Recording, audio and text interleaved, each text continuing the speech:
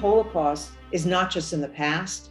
It's something that we have to learn from, that we have to preserve, that we have to study.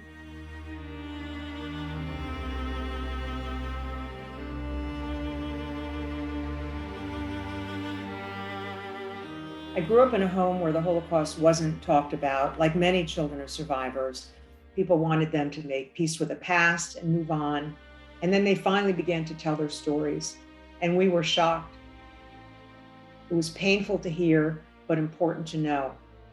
Now, my generation, the second generation, are taking on this legacy and trying to teach it. But we also need the third generation and the fourth generation. We are a global community, and every new generation has to be taught the lessons of what happened in the past and has to take upon themselves the vow to fight hate, to improve our society and understand that we are all one people.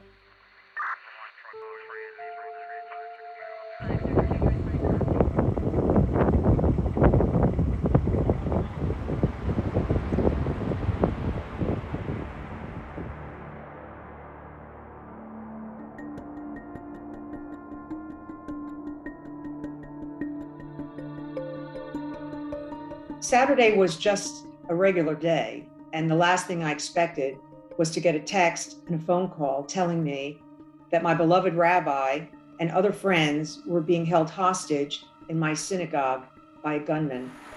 At one point, I had to go down the hall and talk to my mother, who has just turned 100 and is a Holocaust survivor, and tell her what was happening in our synagogue. And I was crying and she was tearful, and I saw the pain and the flash of memories in her eyes.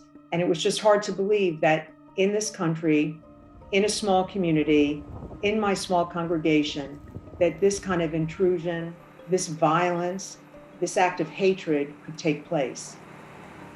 Now we have to be aware and we have to be prepared for these kind of incidents. But the way that we prevent them and fight them is by fighting the hatred, the myths, the misconceptions, the prejudice that leads to these kind of actions.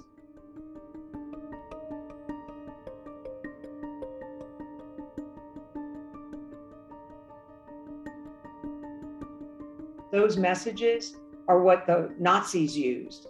A small message repeated over and over becomes propaganda. And that is happening today in our country. I think if we can teach this history, then we can teach about compassion, respect, tolerance, and try and prevent some of the antisemitism and the racism and the attitudes that lead to so much divisiveness and indeed violence in our society.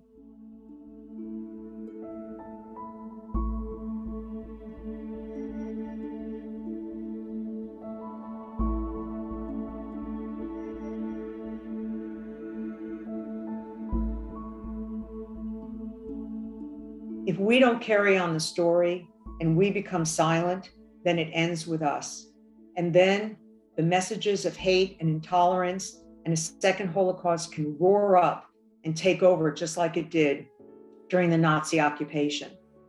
So I'm very excited, and I'm also very committed to making sure that the next generations take this on, that we hand it down now, and that the lessons are integrated into our everyday life.